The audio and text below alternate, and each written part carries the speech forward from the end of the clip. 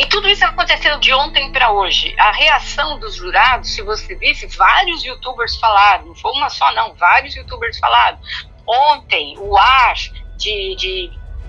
assim, aquela cara de culpa, vamos dizer, dos jurados, tipo, nossa, estamos mandando um cara para prisão, não fizeram contato com os olhos, com o Sean. Então todo mundo ali, eu vi.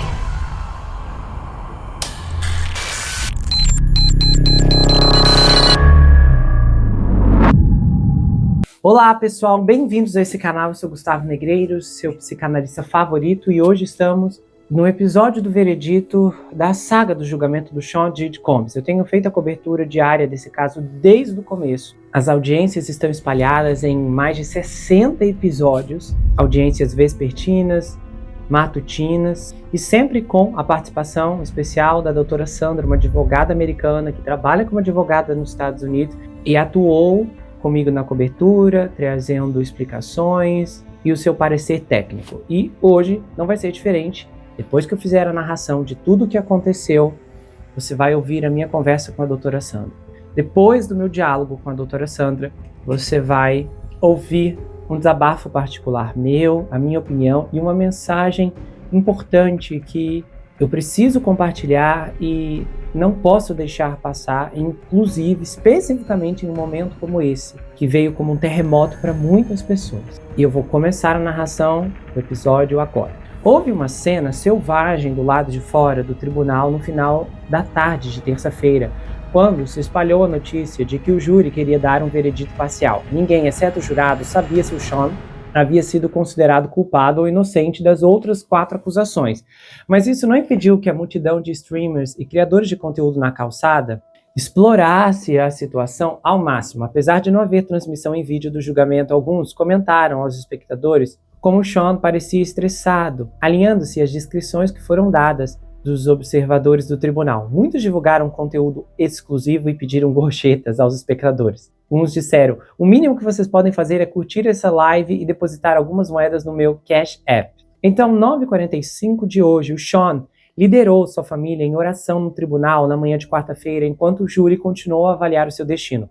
Pelo terceiro dia consecutivo, o Sean vestiu um suéter amarelo e uma camisa branca de colarinho no tribunal. Ele se apresentou diante dos filhos e da mãe, que o acompanharam com a cabeça baixa, e após a breve oração, a família aplaudiu e os agentes federais escoltaram Sean para fora do tribunal. Então, 10h05, os advogados entraram na sala do tribunal, enquanto o júri enviava outra nota ao tribunal. Nesse ponto, um veredito estava pronto. Os advogados de defesa, então, saíram rapidamente para se encontrar com Sean e apenas os promotores permaneceram. 10h14, uma energia nervosa no tribunal pairava, enquanto as partes aguardavam a chegada do juiz e do Sean. Promotores e advogados de defesa apertaram brevemente as mãos quando chegou a notícia de que o veredito havia sido alcançado.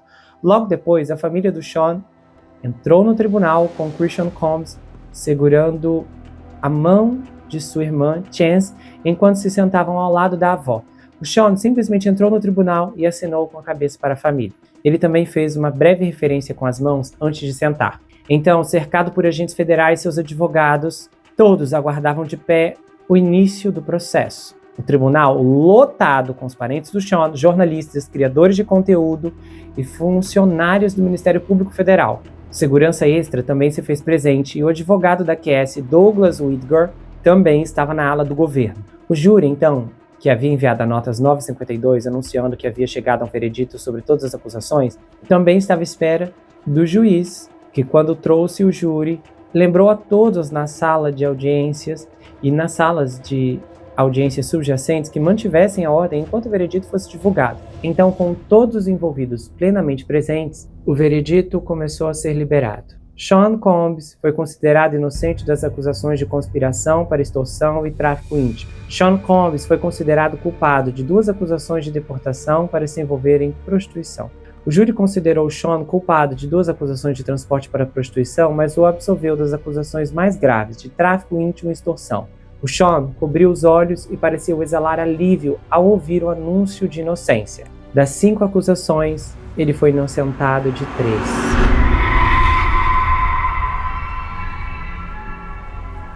Após a leitura do veredito, ele rapidamente tocou a mão de seus advogados e se virou para a família sorrindo.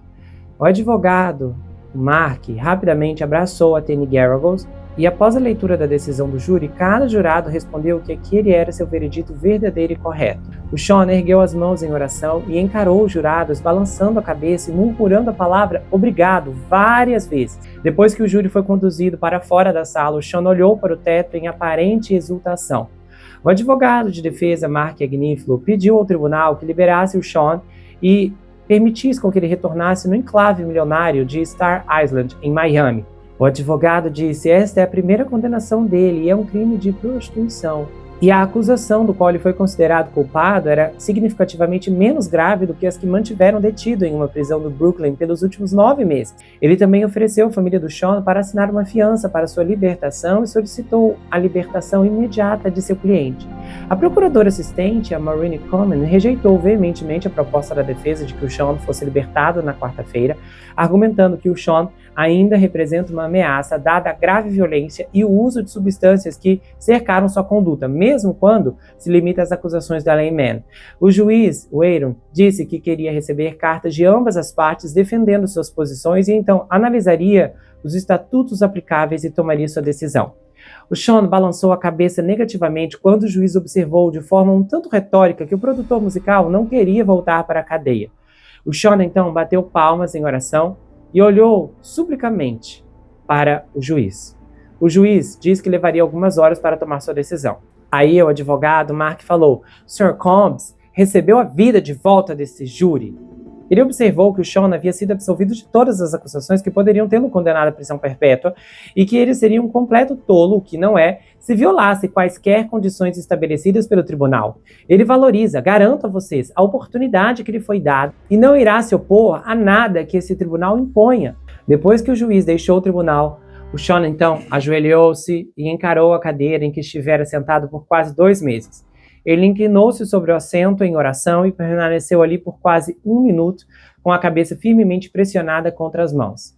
Depois que ele se levantou, o tribunal, repleto de sua família e apoiadores, aplaudiu e vibrou. Uma de suas filhas gêmeas podia ser vista esfregando os olhos. O júri pareceu estoico quando o presidente, representando o grupo, levantou-se para ler o veredito. O jurado, sentado no segundo assento da tribuna, vestia uma camisa polo azul clara e calça caqui azul marinho, enquanto se levantava com o microfone para ler o destino do Sean. O chefe é um analista de investimentos branco de 31 anos de Manhattan, e durante o voir dire, ele disse que se opunha à pena capital e que tinha visto o vídeo da CNN do Sean agredindo a Cassie, mas não tinha opinião formada sobre a culpa dele. Ele diz que tem uma noiva, frequenta a igreja regularmente e gosta de música clássica e orquestral. Ele também é membro de um clube de campo em Connecticut. Um balconista, um massagista, um arquiteto, vários aposentados, assistente social. Essas são as pessoas que decidiram que o Sean Combs não era culpado das acusações mais graves contra ele, mas também não era totalmente inocente. O júri foi elogiado durante todo o julgamento por ser diligente e diverso, apesar de um jurado ter sido substituído no mês passado após questionamento sobre se ele teria deturpado seu local de residência. Os 12 membros são oriundos do Bronx, Manhattan e do condado de Westchester e têm idades entre 30 e 74 anos e eles vêm de diversas origens e expressaram uma ampla gama de interesses. Pelo menos 3 disseram ser fãs de hip hop e R&B. 8 jurados são homens. Muitos deles disseram que já tinham visto a cobertura do Sean e sua prisão, incluindo o vídeo de vigilância de 2016, mas disseram ao tribunal que poderiam permanecer imparciais. O tribunal não divulgou informações de identificação sobre os jurados, que eram discretamente conduzidos para dentro e fora do tribunal todos os dias, para que a mídia não tivesse acesso a eles. Os observadores do julgamento tiveram que permanecer no tribunal por cerca de 10 minutos até que todos os jurados fossem levados em um elevador de carga, provavelmente para a garagem do tribunal. No total, o júri deliberou por cerca de 13 horas e meia ao longo de 3 dias. À medida que a realidade da grande vitória tomava conta da mesa de defesa do Sean, as emoções estavam à flor da pele. A equipe de advogados deu longos abraços uns dos outros e 2 das advogadas choravam enquanto caminhavam pela galeria, abraçando os familiares do Sean, que estavam em prantos. Lembrando que a Tani Geragos está grávida. O Sean, na direção de um parente, enquanto se levantava para retornar à sua cela no tribunal, dizia: "Obrigado, querida! Obrigado, eu te amo!" E ele também disse ao grupo de parentes que estaria em casa em breve. A equipe do Sean continuou demonstrando alívio e felicidade enquanto se reuniam no corredor para sair para o intervalo. Os advogados que compunham a equipe de acusação do procurador dos Estados Unidos estavam com expressões sombrias enquanto assistiam a vários momentos da comemoração da defesa e elas deixaram o tribunal enquanto as demonstrações de entusiasmo entre a equipe de defesa do Sean e sua família ainda estavam em andamento. Do lado de fora do tribunal, nesse dia úmido de Nova York, havia uma multidão bastante heterogênea, com muitos turistas, espectadores e opinialistas. Várias pessoas que defendiam o Sean estavam com uma camisa escrito "Um free coffee não é um rico", e a grande mídia está tão furiosa agora que um negro não vai cair. Outra pessoa gritou isso para a mídia. Foi considerado um circo do lado de fora do Tribunal Federal Daniel Patrick, com multidões com diferentes interesses convergindo para a rua. Uma mulher de biquíni pulou de alegria enquanto outra pessoa apareceu banhando com óleo de bebê. Tem o vídeo desse momento e ele é fortíssimo. A mulher chegou a tirar a blusa em um determinado momento e continuou se contorcendo em comemoração. Outras pessoas foram vistas borrifando óleo de bebê na multidão e vários restos de óleo podiam ser vistos na calçada do tribunal. A margem da multidão estava com uma pessoa segurando uma faixa com os dizeres "Libertem Britney", e depois um agente federal finalmente dispersou a cena caótica. Bom, o advogado da Cassie, o Douglas, disse em um comunicado que, embora o Sean tenha sido considerado inocente, sua ex-namorada abriu caminho para que o júri o considerasse culpado de transporte para se envolver em prostituição. E que todo esse processo criminal começou quando a Cassie teve a coragem de apresentar sua queixa civil em novembro de 2023. Ao revelar sua experiência, a Cassie deixou uma marca indelével tanto na indústria do entretenimento quanto na luta por justiça. E devemos repetir sem reservas que acreditamos e apoiamos nossa cliente, que demonstrou coragem exemplar durante esse julgamento. Ela demonstrou a força inquestionável e chamou atenção para a realidade de homens poderosos em nossa órbita e para a má conduta que persiste há décadas sem repercussão. Esse caso provou que a mudança já deveria ter ocorrido há muito tempo e continuaremos a lutar em nome dos sobreviventes. Já o 50 Cent, que mantém uma rivalidade de anos com Sean, em uma publicação no Instagram disse: "Sean Combs venceu os federais", comparando-o a John Gotti, o chefe da família mafiosa Gambino. O procurador dos Estados Unidos, do Distrito Sul de Nova York, Jay Clayton, e o agente especial encarregado das investigações de segurança interna, Rick Patel, agradeceu às autoridades policiais e os agentes especiais que auxiliaram na investigação em uma declaração após o veredito do Sean. Crimes íntimos deixam cicatrizes profundas nas vítimas e a realidade perturbadora é que crimes íntimos estão presentes em muitos aspectos da nossa sociedade. As vítimas sofrem a violência física e mentais devastadores que levam a traumas duradouros. Processar crimes íntimos exige que as vítimas sejam corajosas e contem suas histórias angustiantes. Nós e nossos parceiros na aplicação da lei reconhecemos as dificuldades que as vítimas enfrentam e priorizamos uma abordagem centrada na vítima para investigar e processar esses casos. A cantora e personalidade da TV Aubrey O'Day, em um vídeo postado no Instagram após o anúncio do veredito, lembrando que ela alcançou a fama como integrante do Danny Kenny no programa Fazendo a Banda do Sean, aquele reality show, e ela disse o seguinte: "Isso me deixa fisicamente doente."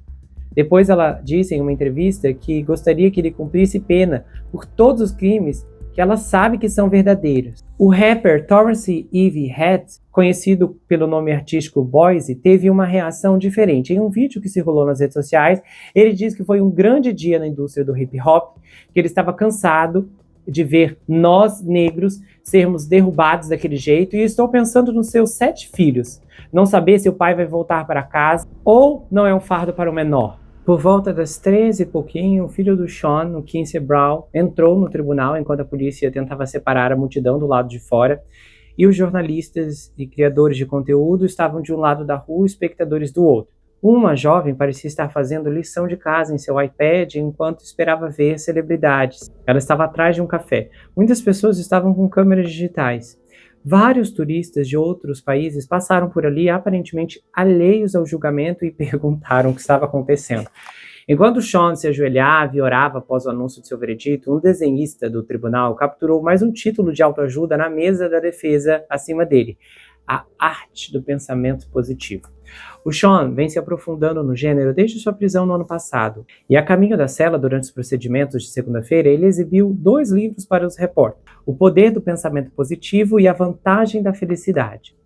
O Dante Nash, aquele estilista de celebridades que trabalhou para o Sean, e testemunhou que viu o Sean espancando a Cassie até a sua cabeça se partir ao meio, implorou ao juiz para não soltar o réu depois que ele foi absolvido das acusações mais graves, e ele disse: eu sinto-me obrigado a ser inequívoco sobre o perigo que ele representa para o público e para os indivíduos que arriscaram tudo ao se apresentarem.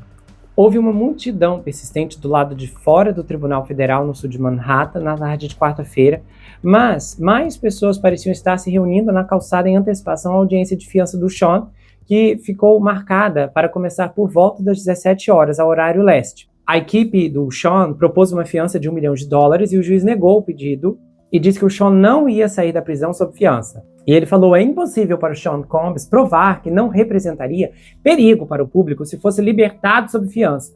E aí ele citou o histórico de violência doméstica como um dos motivos, ecoando o argumento dos promotores. Ele falou assim: a exceção limitada à detenção obrigatória não foi cumprida. E aí o Sean, nesse ponto, se afundou ligeiramente na cadeira e pareceu chateado.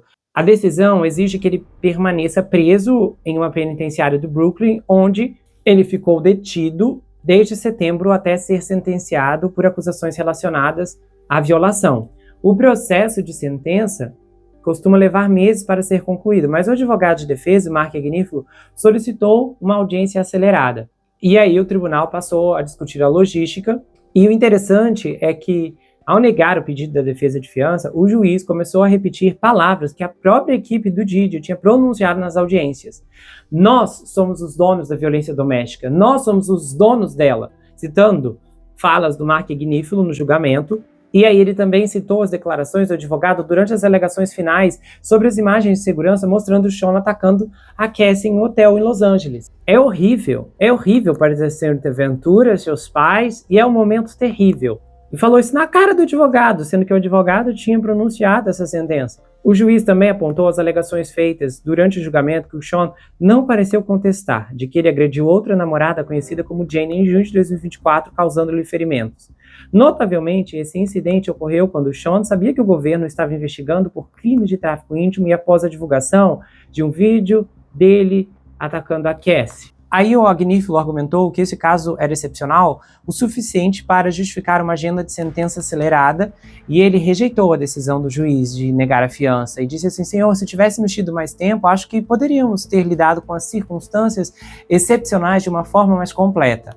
Aí o juiz afirmou que cabia à defesa provar que o Sean não representaria perigo se fosse solto e voltou à admissão do Mark de que o seu cliente havia sido violento com os namorados. E ele falou: violência doméstica é violência. A 10 minutos a pé do tribunal, o Bert Lion Club tocava a música Bad Boys for Life, do Sean, de 2001, enquanto as pessoas bebiam e 3 funcionários dançavam junto. Nisso, o Mark tentou argumentar que o Sean é um homem que está se recuperando, que tem sido um prisioneiro exemplar, que tem sido um homem que cumpriu suas obrigações, e disse: eu acho que devemos confiar nele e ele não vai fugir. Ele recuperou a vida e ele terá os próximos capítulos de sua vida. Ele disse que o Sean se inscreveu em um programa para agressores em um grupo de violência doméstica em Nova York chamado Urban Research Institute. E aí o juiz disse que não, mesmo assim, definiu 3 de outubro como data provisória para a sentença do Sean. Só que ele disse à defesa que consideraria o pedido para adiá-la, ou adiantá-la. Eu fiquei na dúvida, porque a tradução colocou adiá-la. O Sean pareceu derrotado, com expressões de surpresa, e meio que seus apoiadores ficaram chocados no tribunal quando o juiz negou sua libertação. Mas aí o Sean rapidamente manteve uma atitude positiva enquanto os advogados discutiam sobre a logística da sentença durante a hora seguinte. E enquanto se preparava para ser escoltado para fora do tribunal, ele sorriu abertamente e tentou tranquilizar seus entes queridos nas arquibancadas, dizendo: vejo você escolheu sair, vai ficar tudo bem e eu vou superar isso. O Sean também foi visto segurando um pedaço de papel, pois é, uma página da Bíblia, Salmos 91. O julgamento teve uma segunda emergência médica em uma semana, pois é, quando o homem desmaiou do lado de fora do tribunal, aparentemente em uma convulsão. Os advogados de defesa Mark Agnifilo e Nicole estavam entre os vários que tentaram socorrer o homem que caiu no chão perto dos elevadores enquanto as pessoas saíam da audiência de fiança do Sean. Paramédicos chegaram e trouxeram um homem aparentemente inconsciente para fora em uma maca. Uma multidão de streamers deu narrações e fãs animados gritaram para o VJ Tour da MTV enquanto ele passava pela ambulância. Aí o Mark se dirigiu na coletiva de imprensa aos apoiadores do Sean e disse: hoje marca a primeira vez que o escritório do procurador dos Estados Unidos em Manhattan perdeu um caso de RICO, tráfico íntimo. Sua afirmação histórica não pôde ser verificada imediatamente, mas a multidão ficou entusiasmada. Alguém gritou: ótimo trabalho, Mark! E aí ele disse: Sean apareceu e julgou este caso como um homem. E é isso que significa vencer. Hoje é uma grande vitória. É uma grande vitória para Sean Combs. É uma grande vitória para o sistema de júri. Vocês viram que os promotores do Distrito de Nova York o atacaram com todas as suas forças. E eles não vão parar. Mas há uma coisa que nos separa de uma prisão. Um júri de 12 cidadãos. Sua co-advogada, Nicole Westermoreland, disse que o Sean realmente lutou por sua liberdade, que ela estava orgulhosa dele. E ela disse: muito obrigada ao Sr. Combs. Obrigada à mídia. Aí a Tani Garagos disse: eu venho dizendo isso há meses. Dissemos isso em cada processo que surgiu e isso foi comprovado. A mídia errou sobre o Sean Combs todos os dias por quase 2 anos. Nesse ponto, uma mulher de sutiã estampado com flores, calcinha branca e peruca azul gritava com a imprensa e o público, enquanto os advogados do Sean realizavam a coletiva. E aí os streamers e influenciadores da plateia gritavam para ela ficar quieta e um deles disse: estou ao vivo agora e eu estou monetizado! Todos os 9 membros da equipe de defesa do Sean pegaram o microfone para agradecer aos apoiadores e elogiar o veredito do júri na quarta-feira à noite, em uma volta da vitória exuberante após a absolvição parcial do Sean. A Ana Estevan, uma das advogadas, também disse que o veredito do Sean era uma enorme vitória e uma vitória. E ela falou: eu espero que seja um lembrete para todos sobre as falhas no sistema de justiça criminal e para que todos repensem quando o governo acusa pessoas de crimes. Os advogados também prometeram que continuarão lutando após a audiência da fiança e o Xavier Donaldson disse: o trabalho ainda não terminou. E aí o Mark Agnifilo falou: ainda não terminamos de lutar, estamos apenas começando. Hoje foi um grande passo na direção certa. Não vamos parar até que ele saia da prisão como homem livre para sua família. E aí eles falaram com entusiasmo sobre o Sean. E aí o Agnifilo disse: existem pouquíssimas pessoas em torno das quais uma equipe jurídica consegue se unir e se tornar uma só. Sean Combs é essa pessoa. Todos nós somos abençoados por fazer parte disso. Teve uma cena muito bonita que eu achei muito legal de trazer aqui, porque de alguma forma eu me identifiquei. Um grupo de criadores de conteúdo que cobriram o julgamento se abraçou depois que os advogados de defesa do Didi terminaram de falar. E aí um disse: eu sentirei sua falta. Outro falou: você estará no julgamento do Lil Durk? E aí ele respondeu: eu te vejo lá. Eles também planejam comparecer à próxima audiência do Luigi Mangione. O Washington Post disse que a justiça feita por celebridades não para nunca. Ok, vocês vão ouvir agora a minha gravação com a doutora Sandra. Eu estou gravando agora à noite, mas a nossa chamada ocorreu por volta de 2 horas da tarde, porque a doutora Sandra precisou fazer uma viagem, então não conseguiríamos gravar agora à noite. Mas aí, por milagre, nossas agendas hoje coincidiram e conseguimos gravar. Então vocês vão nos flagrar nas nossas emoções mais cruas dos momentos iniciais que começamos a lidar com o choque do veredito.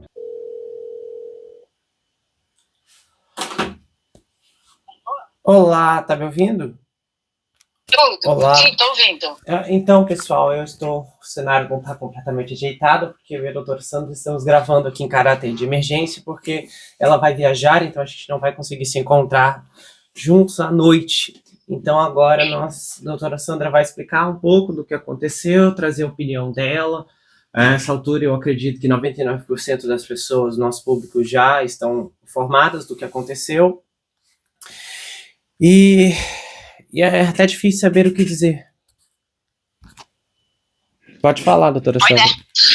Pois é, foi uma surpresa não só para mim, eu acho que para vários youtubers, para vários advogados. Eu estou desde manhã conversando com muitos deles, via na televisão também, no YouTube, todo mundo chocado e sem entender nada. É mais ou menos como aquela velha história quando o O.J. Simpson acabou sendo absolvido. Todo mundo sabe que ele tirou a vida daquelas 2 pessoas, mas ele saiu andando pela porta da frente. E uma vergonha que isso aconteceu com o caso do Sean. E o que é mais vergonhoso é que os jurados representam a sociedade, ou seja, então a mola do caráter da sociedade está quebrada, porque não é possível, essas pessoas não me representam, né? E com certeza não representam muito de vocês aqui.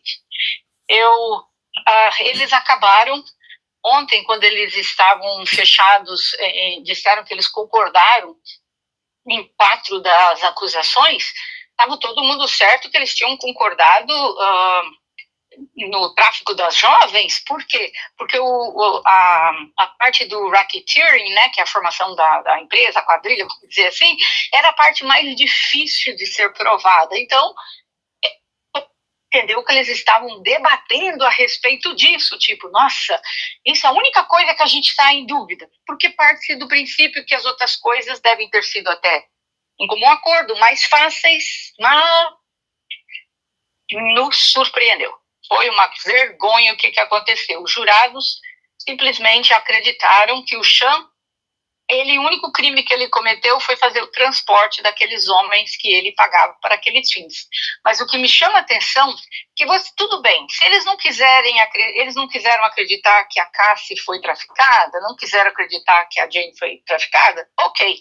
Mas tem 2 coisas que não entram na minha cabeça. Como é que eles acham que não se haviam provas materiais? Por exemplo, no RICO, né, que é a parte do racketeering, entrava a parte do suborno. Tá claro que foi pago $100 mil, todo mundo confirmou, o próprio rapaz do hotel, todo mundo confirmou que os $100 mil foi dado, né? Para que eles foi completamente fita, né? Comprovado, não tem nem o que questionar em relação a isso. Então não tinha o que questionar. Então, basicamente, a pergunta era: houve o suborno? Eles propriamente disseram não houve. Aí, outra coisa, as substâncias ilícitas, a distribuição, o juiz explicou bem claro lá, a distribuição não precisa ser paga. Uma vez que você tem e você repassa para qualquer outra pessoa, você está distribuindo.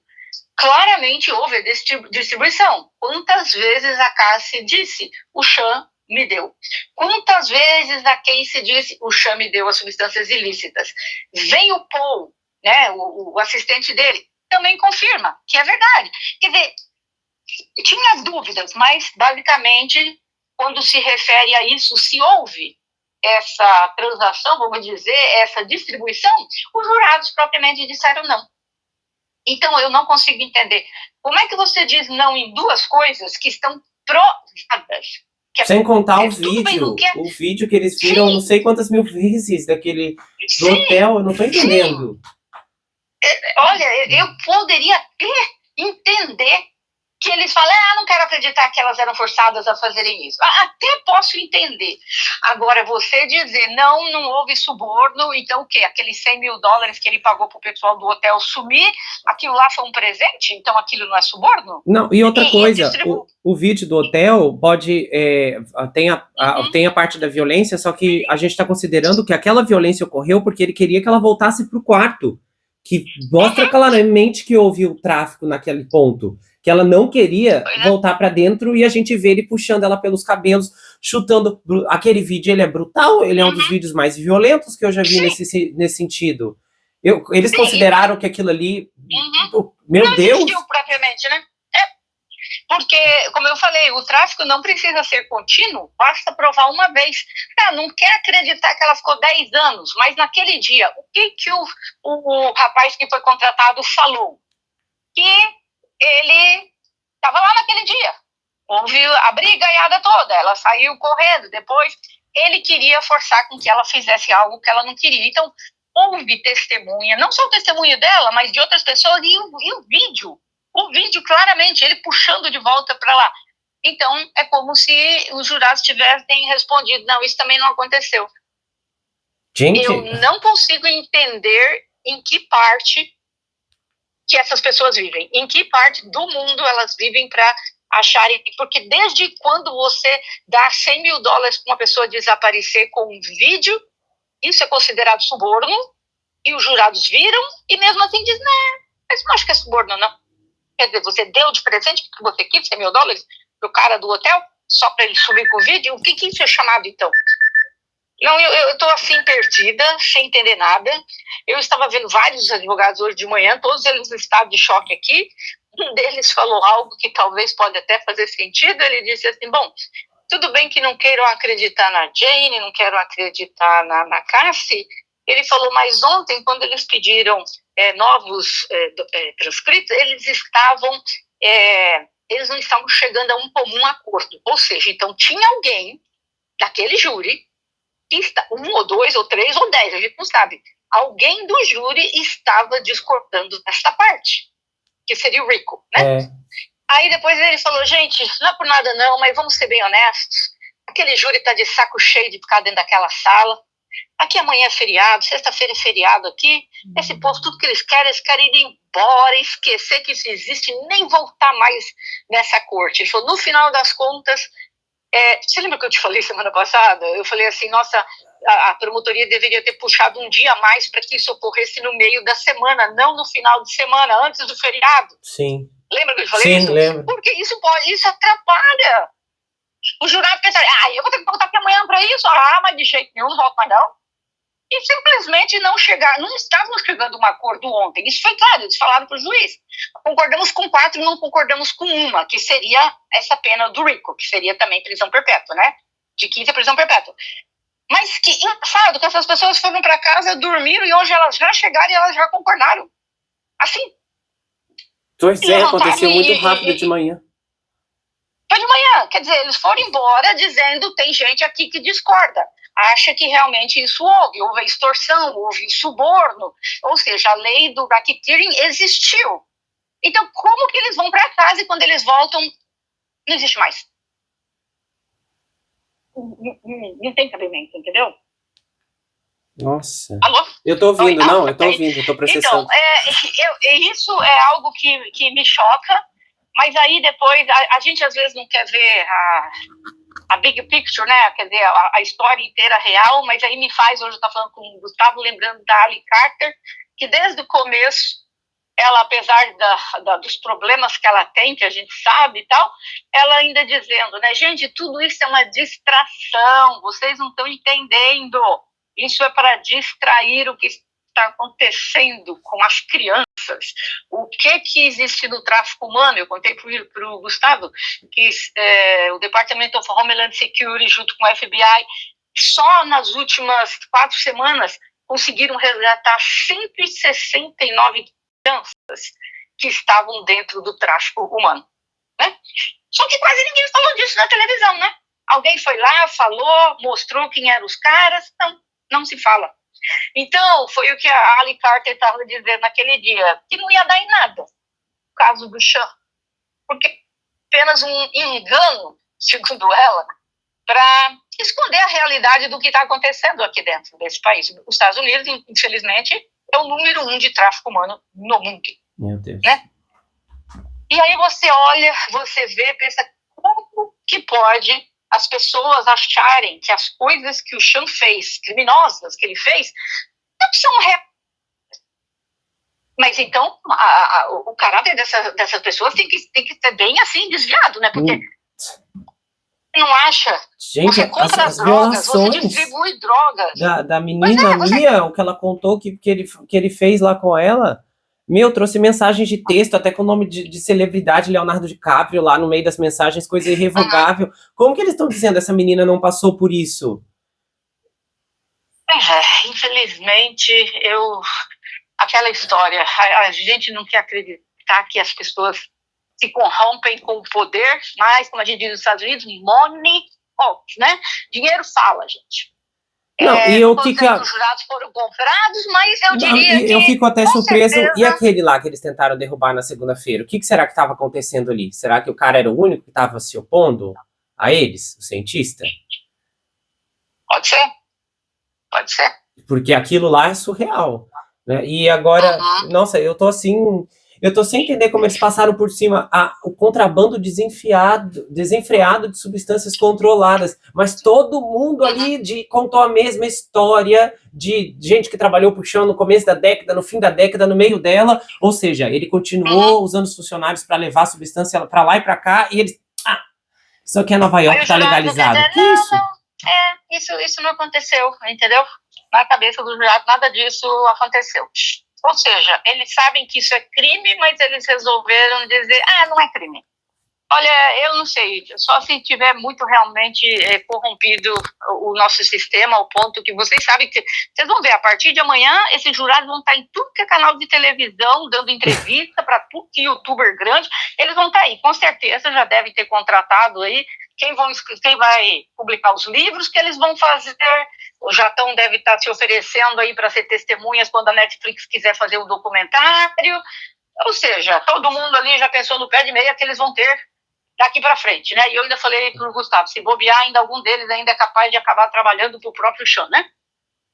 Não, eu não entendo, as reações foram muito crus das reações dos vídeos. Eles mesmo não puderam esconder quão desagradável foi assistir os vídeos lá que a promotoria mostrou.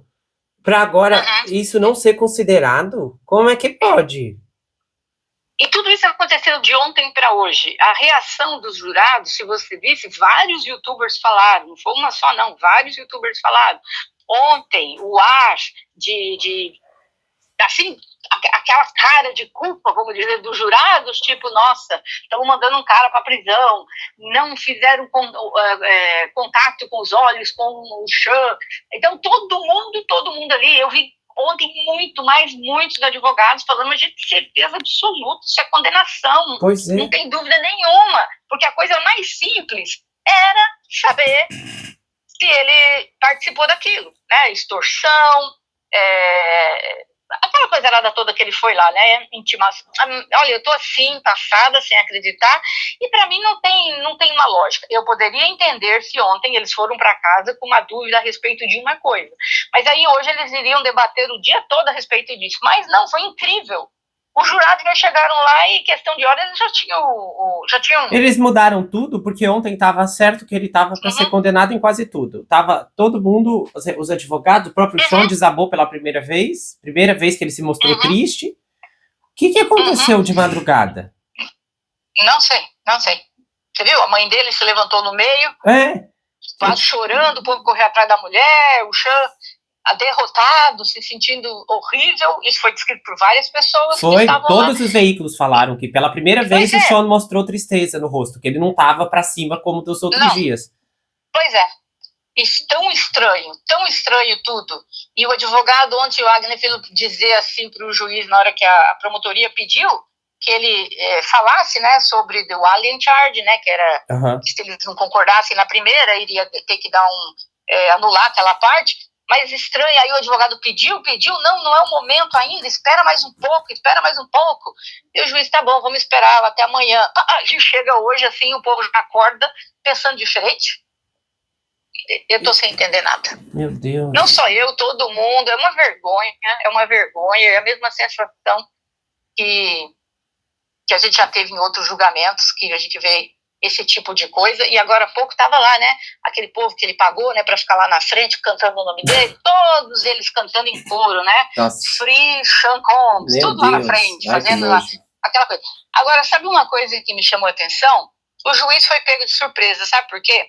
O juiz sabe que quando uma pessoa vai ser absolvida, a primeira coisa que o advogado dele vai fazer é pedir que a pessoa saia em liberdade no mesmo dia. Isso é 100% certeza, isso é uma coisa comum. Se o juiz esperasse que ele ia ser absolvido, o juiz teria já pensado, o que eu vou fazer na hora que o advogado pedir, porque assim que disseram que ele era inocente, imediatamente eles correram para o juiz para pedir. O juiz disse, preciso pensar. Então, por que ele precisa pensar?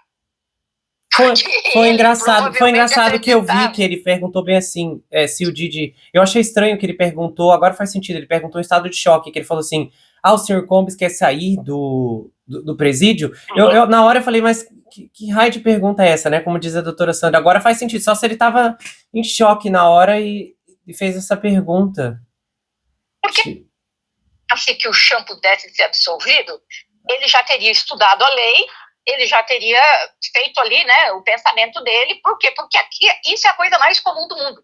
Você disse, meu cliente é inocente, em 2 segundos, a primeira coisa que o advogado fala, já estão pedindo aqui a liberdade. E o juiz já dá no ato e manda sair. Meu Deus. Ele disse que ele precisava pensar, e também estudar o estatuto, que seriam as leis, né? Então ele não estudou.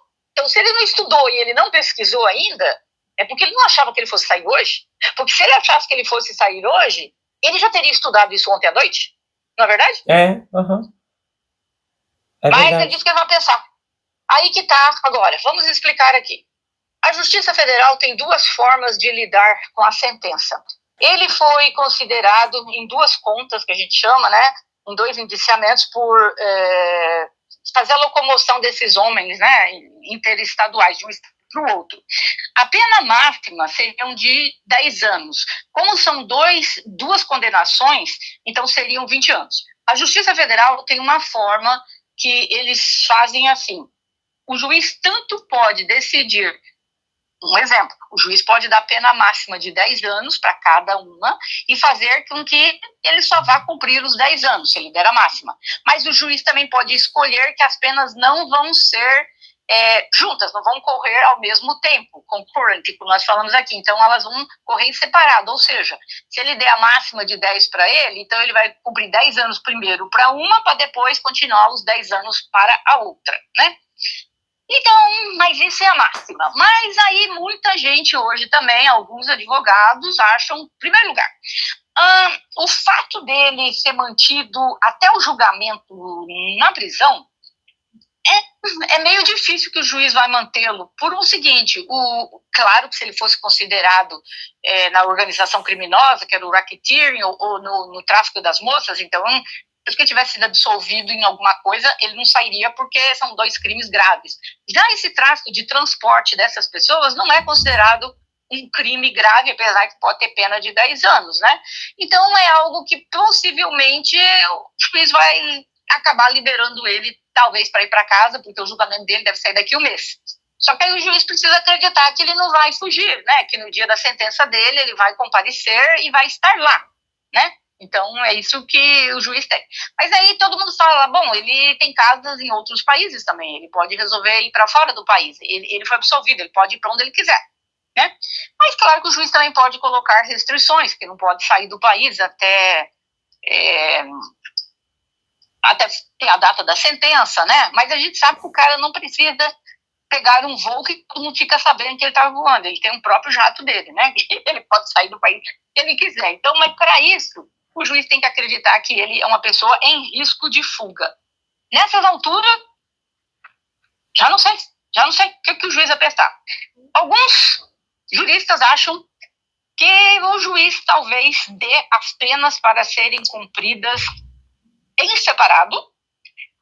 Já tem alguns que disseram que espera que ele dê a máxima, só que eu já vi outros advogados dizendo que acreditam que ele vai dar no máximo 3 ou 4 anos. Como ele já cumpriu quase só bom 3, aí fazem umas contas que a cada 50 dias que passa na prisão, por ter bom comportamento, eles deduzem mais não sei quantos dias, e depois, no final, o juiz simplesmente, réu primário, pode ser que depois, se ele pegar uma condenação pequena de 4, 5 anos, ele simplesmente vai estar livre e vai ter um período que a gente chama de parole, que vai ser que ele tem que cumprir, que ele tem que aparecer de vez em quando na corte, de vez em quando algum oficial tem que contactá-lo, saber se ele não fugiu, uma coisa assim, entendeu? Ou seja, então nós temos aí 2 coisas que podem acontecer. O juiz sentenciá-lo a uma pena pequena, 4, 5 anos, aí certamente ele não vai passar nenhum dia na cadeia, né? Só vai ficar nesse período aí, né? Ou o juiz pode dar a pena máxima de 10 anos para cada crime. O juiz pode decidir se ele quer que ele cumpra junto ou em separado. Então nós temos aí 2 extremos. Ele pode, no final, após a sentença, não cumprir nenhum dia na prisão. Meu Deus. Ou pode cumprir alguns anos, ou pode cumprir 10 anos, ou 20 anos, ou 15 anos. Agora vai depender do juiz. Agora é com ele. Ele tem o poder para dar uma pena de 10 anos. Não tem nada na lei, não, tem que ser agravado. Ele só vai pegar 10 se ele machucou alguém. Não existe isso na lei. A lei diz que a pena máxima é de 10. O que eles levam em conta? Eles levam em conta se a pessoa habitualmente fazia isso. Claro que habitualmente ele fazia, o juiz viu, né? 10 anos fazendo com uma pessoa. O juiz também vai avaliar Se isso foi uma coisa que ocorreu esporadicamente, não foi tão esporadicamente, aconteceu praticamente nos últimos 20 anos isso está acontecendo. Vai avaliar a idade da pessoa, eram coisas de jovem, ímpetos? Não é nenhum jovem, ou seja, ele tem algumas agravantes, vamos dizer assim, que o juiz pode ver, tipo, não é alguém que cometeu um ato, uma vez trouxe um cara e pagou dinheiro para ele. Não foi uma vez, não foram 10, foram centenas de vezes. E não foi só com uma pessoa, foram vários homens. Não foi só com uma vítima, foram com mais de 2. Então, tudo isso o juiz vai levar em conta. Por isso que ele falou que ele precisava estudar o estatuto. Ou seja, ele vai meio que dar uma olhada lá para poder ver.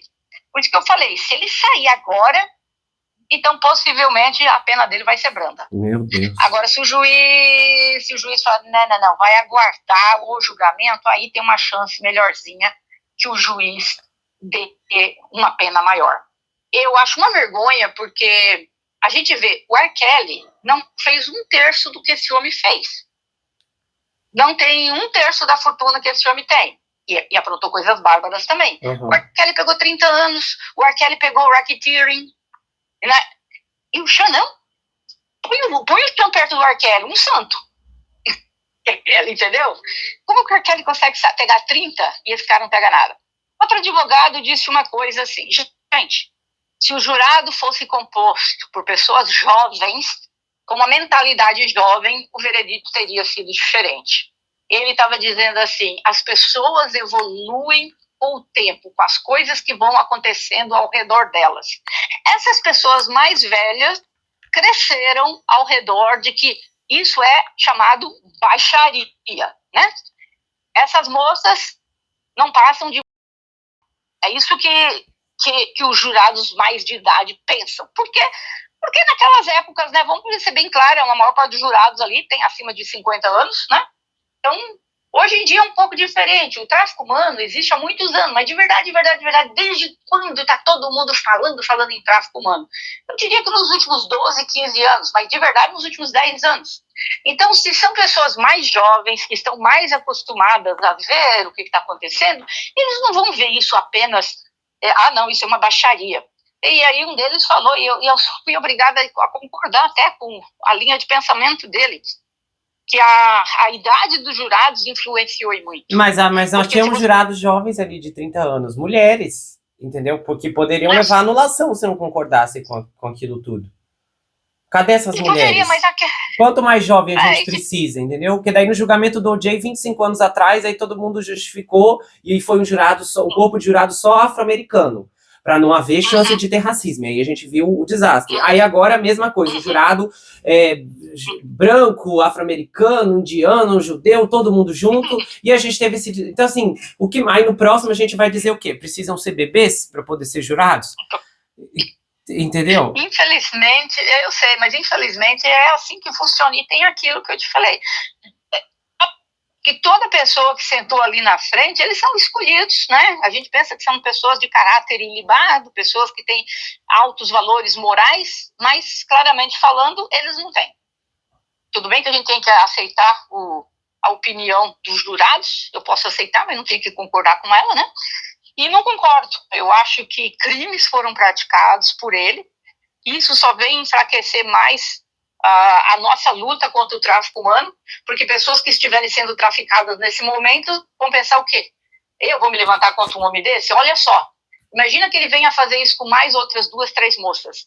Quem são essas moças para entrarem contra ele na justiça? Pois nada. Não, e por isso que a maior parte dos processos são civis, né? Que eles só vão arrancar dinheiro dele, não vão jogar na cadeia. São processos sérios, 80 pessoas acusando o homem de violação. Pois é. Então, e aí o que vai acontecer? Essas pessoas simplesmente, se estiverem ainda, ou vão ser abusadas por eles, elas nunca vão procurar justiça, porque elas vão pensar, meu Deus, quem sou eu perto da Cassie? Estou passando por isso faz 1 ano, e a Cassie, que era famosa, passou 10 anos. Eles não acreditaram que ela foi, agora vão acreditar em mim? E as outras coisas, o trabalho escravo, que ficou tão bem esclarecido. Como que passaram por cima disso? Trabalhar que desculpa? 20 horas por dia. Que ele roubava os pagamentos, tirava hora extra. Nenhum deles, pessoas trabalhadoras, não se comoveram com isso? Não, infelizmente não, e não há apelação para isso aqui nos Estados Unidos. Quando há absolvição, não se tem apelação na esfera federal, né? Então, a promotoria não vai poder recorrer de absolutamente nada. Vai ter que aceitar e acabou e morreu o assunto. E aí eu penso comigo, tem 80 e tantas pessoas ainda na área civil. Você acha que ele vai pagar para essas pessoas? Pois é. Ele vai parar de pagar imediatamente, vai falar, eu me safei na criminal, você acha que eu vou pagar esse povo para ficar calado? Não pode suspender todos os pagamentos aí que eu tinha mandado fazer para essas 80 pessoas. E pronto. Entendeu? Agora, outra coisa que a gente falou, isso é uma vergonha, que eu também estou sem entender até agora, sabemos que tem crianças envolvidas nesses processos civis, eu não entendo como que a promotoria não conseguiu colocar o caso do Sean com pelo menos uma criança que fosse, tem centenas delas, gente. Não conseguiu, assim, uma testemunhazinha, uma criança.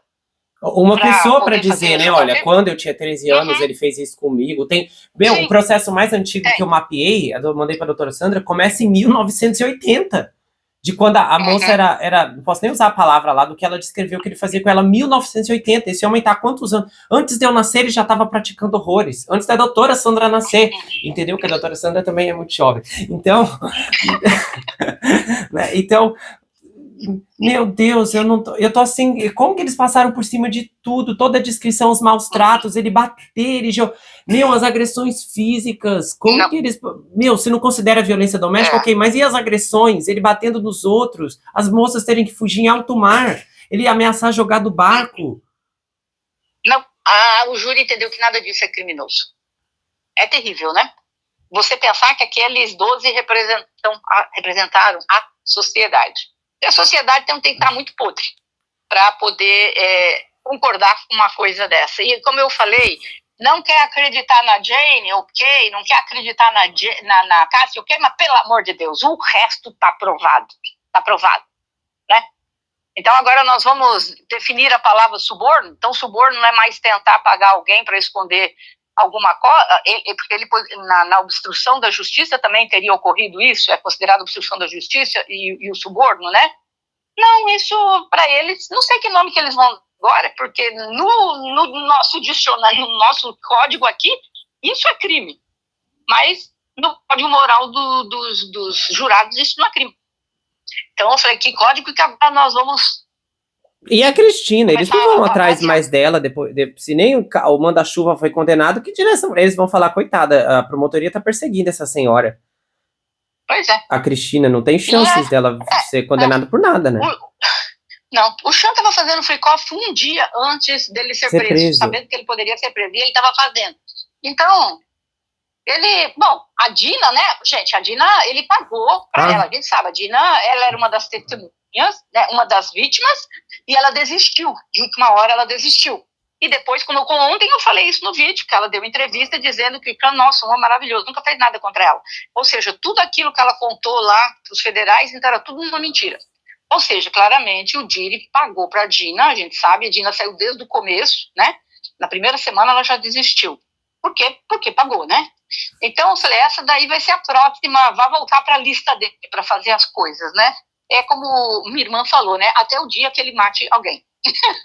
E é verdade, né? A gente sabe que esse tipo de... Não, e olha lá, porque tem um processo civil que a vítima falou que o Sean confessou pra ele que tirou a vida do Tupac. Eu trouxe aqui para processo civil. Sim, entendeu? Sim. Então já tem acusações, né, beirando ali pelo civil de que ele fez isso. O que mais precisa para esse homem ser preso por alguma coisa? Eu vi o depoimento hoje eu vi a entrevista do ex-segurança dele, o mais velho, né? Não o The Rock, o outro, né? Que sempre disse que tinha certeza que o Sean ia passar o resto da vida na cadeia. Esse cara, ele foi investigador em Nova York por muitos anos, ou seja, trabalhou no corpo da polícia muitos anos, foi militar muitos anos e depois acabou sendo segurança do Sean. A promotoria nunca o chamou, e eu acho estranho, porque ele não era envolvido nessa parte de coisas de comprar substâncias ilícitas, essas coisas, nem tanto, entendeu? Ele separou muita briga ele com a Cassie, batendo na Cassie, ele vai lá e ia levar remédio no hotel, não sei o quê. Eu não entendi por que esse homem nunca foi chamado para depor. É um homem de total credibilidade, ele não precisaria nem de imunidade, entendeu? Ele foi uma pessoa que serviu aqui aos Estados Unidos, a um dos ramos militares, como eu falei, foi um investigador muito conceituado em Nova York, liderou operações grandes em Nova York, segundo ele, e simplesmente ele não foi chamado. E ele fala com todas as letras do mundo que o Sean é um criminoso, que o Sean, o que ele fazia, tudo é crime. E nada. E vocês lembram quantas vezes eu falei, por que não me trazem segurança? Não entendo. Tudo comprado, é tudo acortado. Eu quero crer que a promotoria não se presta a esse tipo de papel aqui nos Estados Unidos. Mas a pergunta agora é, por que vocês não chamaram esse homem para depor? Por quê? Outra coisa... E sem contar os vídeos, por que tanta gente, as advogadas disseram que viram vídeo, aquele homem que diz que testemunhou na frente do grande júri, se fosse mentira, a justiça ia atrás dele, né? Ia falar, esse homem nunca testemunhou pra gente, prendam ele. E ele falou que viu o Sean violando menores, que eles tinham vídeos.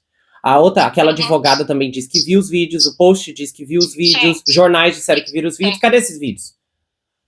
Não, nunca. Então aí eu sou obrigada a começar, achava que era teoria da conspiração da Ali Carter, mas talvez no fundo tinha uma verdade. Tudo isso me passou de um show, de um teatro, para esconder a realidade do que acontece em Hollywood e nos Estados Unidos, né? É um tráfico de crianças. Então, todo mundo focou nos adultos e esqueceram das crianças. E até a semana retrasada, a Ali Carter apareceu novamente falando, a pergunta ainda continua sendo a mesma. Como vocês não estão falando das crianças? E é verdade, ninguém falou nada, não existe. É uma vergonha, é uma decepção muito grande para mim, e não só para mim, meus colegas, tá todo mundo aqui chofado. Eu vi youtubers aqui quase aos prantos, a Tissa Tells, ela tá revoltada. Nossa, o estado que ela tava, tinha horas que quando ela falava que você achava que ia chorar, a menina do popcorn até chorou, quer dizer, foi uma cena assim terrível hoje, né, os apresentadores, os youtubers e tal. Não, eu fui dormir assim, mais tranquilo, eu fui dormir igual bebê, eu tava querente que tava tudo certo, entendeu? Eu não tive um momento, a doutora Sanvia, as últimas semanas, eu sempre falei, olha, condenação é certa pra mim de olhos fechados, eu achei que não tinha como o júri passar por cima disso tudo. Pois é, mas passaram, dobraram a mola do caráter deles, agora por quê? Eu não sei. A gente vai saber daqui a pouco quando os livros começarem a pipocar. Não, e o pior a estranheza é o que aconteceu de ontem para hoje. Ontem tava tudo claro que a gente ia ver um triunfo esmagador hoje. E aí simplesmente tudo foi revogado. Na corte. Pois é.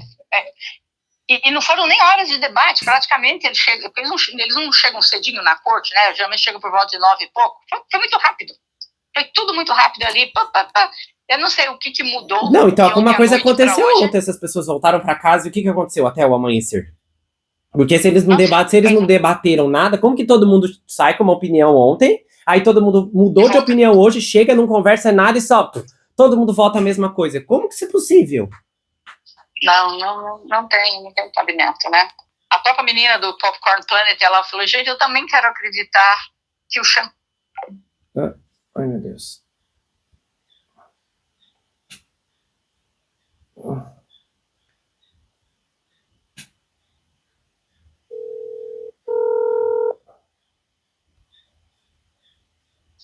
Oi, caiu. Aqui, eu tenho mais só uns 5 minutos aqui, tá? Tá, Seguinte, então eu tava falando que a menina lá do Popcorn Planet, ela tava dizendo assim, uma das grandes youtubers aqui, né? Ela disse assim que ela quer continuar acreditando que o Sean Combs não teve absolutamente nada a ver com o júri ser comprado. Ela falou, ainda quero continuar acreditando no sistema judicial americano. Ela falou, mas faz a gente pensar tanta coisa, o que faz uma pessoa mudar de opinião de uma hora para outra? Gente, eu vi juristas aqui, são grandes juristas americanos na área do crime federal. Ontem, 100% de certeza, todos eles falaram, certeza absoluta, vai ser condenado nos 4. Não tinha quem pensasse diferente ali, dos todos que eu assisti. E, de repente, hoje você amanhece não é mais culpado. Não sei, como eu falei, a gente vai ver os livros por aí, né? Logo, logo. Certamente os 12 jurados vão publicar os livros e a gente vai conseguir ter uma ideia. O que rolou lá dentro, de verdade? O que aconteceu? E vamos ver se as histórias batem, né? De todos os jurados. Porque toda vez que tem julgamentos desse tipo, todos eles escrevem livros, né? E como ele foi absolvido, tá tudo liberado. Pode falar o que quiser agora. E eu fico a dúvida porque a gente viu muita estranheza envolvendo os jurados ao longo desse julgamento. Algo que eu nunca vi. Olha que eu já vi centenas de documentários de julgamento, que eu sempre gostei.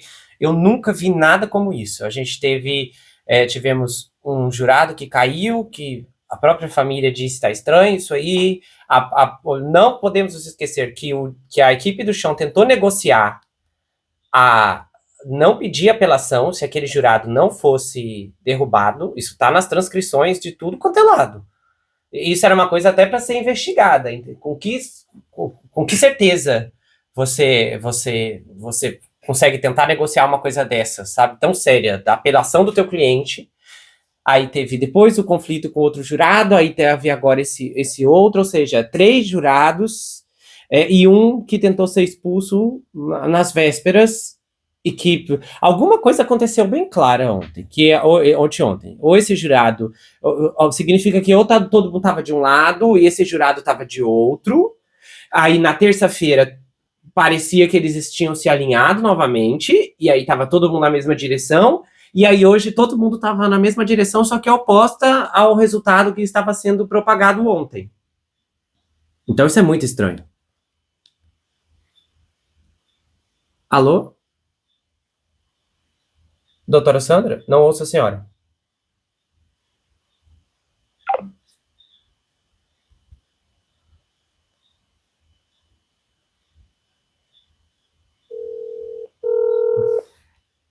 Alô, Oi, não vi nada do que a senhora falou quando eu comecei a...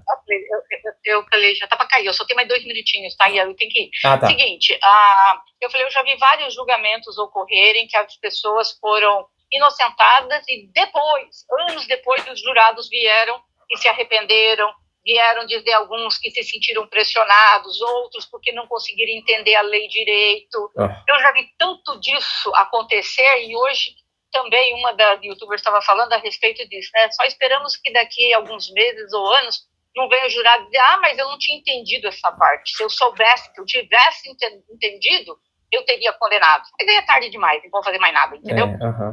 Porque acho que assim, já vieram muitos vídeos que nós nem podemos ver, e eu sei assim o que vão dizer, entendeu? Porque o que mais era suficiente? Eles mesmos fecharam os olhos.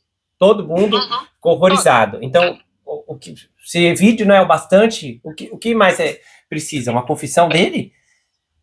Pois é. Infelizmente, foi uma vergonha. Para mim é um dia de derrota na justiça americana ter essas pessoas que têm esses critérios de moralidade e que não entendem absolutamente nada de tráfico humano. Isso que é o pior de tudo. E eu acho que assim, o pior é que esse homem ele não vai conseguir retomar o nível de espaço que ele tinha antes, obviamente, mas ele vai conseguir algum, porque ele tem muitos apoiadores e ainda vários rappers ao longo da prisão dele. Que as festas do chão fazem falta. Então, assim, eu não duvido se ele conseguir ficar num submundo da música, né, com tanto... E aí agora vai começar a dar entrevistas dizendo quão caluniado e traído ele foi por essas interesseiras e não sei o quê. Nossa, que virada, meu Deus. Ele vai vir pra cima de todo mundo. Ele é uma pessoa vingativa. Sim, Ele vai tentar de tudo agora. Vir com tudo pra cima ainda da Jane, da Cassie, de quem cruzou no caminho dele. Ele vai vir pra cima. Tipo, destruir o resto da carreira daquele povo que foi lá depor contra ele. A gente sabe que esse é o estilo dele, né? Um covarde. A senhora conseguiu ter acesso a alguma descrição da cara das promotoras? Alguém falou sobre isso? Não, ainda não consegui ver. Se eu tiver mais alguma notícia, eu faço uma gravaçãozinha mais tarde. Mas agora tenho que ir. Tá. Boa viagem, doutora Sandra. Obrigada. Até mais. Tchau. Ok, eu vou destacar a minha opinião. Essa é a parte A da minha análise. E na parte B, eu quero dizer outras coisas, porque eu acho que há uma responsabilidade muito significativa em todos que têm acompanhado, e eu fiquei extremamente movido com toda a comoção porque essa resposta falha do sistema de justiça descreve o quanto as pessoas estão sofrendo. E a primeira coisa que eu tenho para dizer é o seguinte: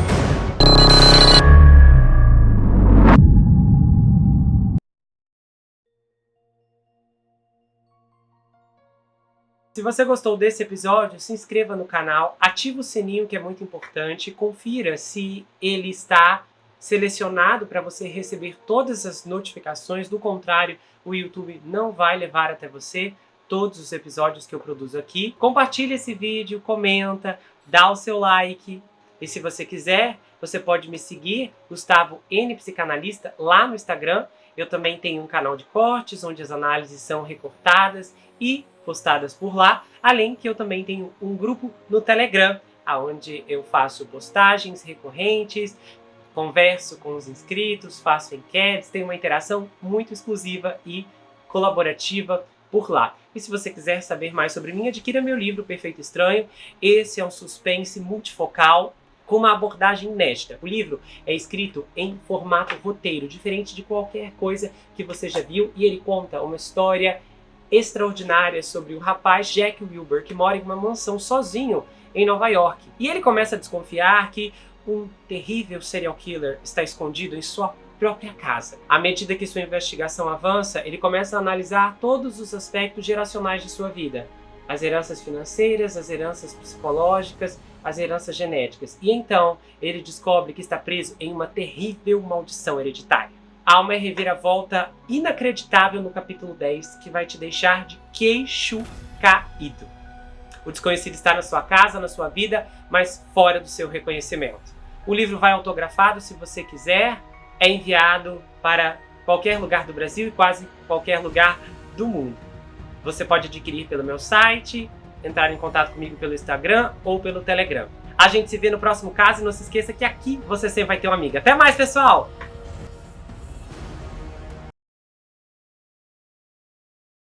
Se você gostou desse episódio, se inscreva no canal, ative o sininho, que é muito importante, confira se ele está selecionado para você receber todas as notificações. Do contrário, o YouTube não vai levar até você todos os episódios que eu produzo aqui. Compartilhe esse vídeo, comenta, dá o seu like. E se você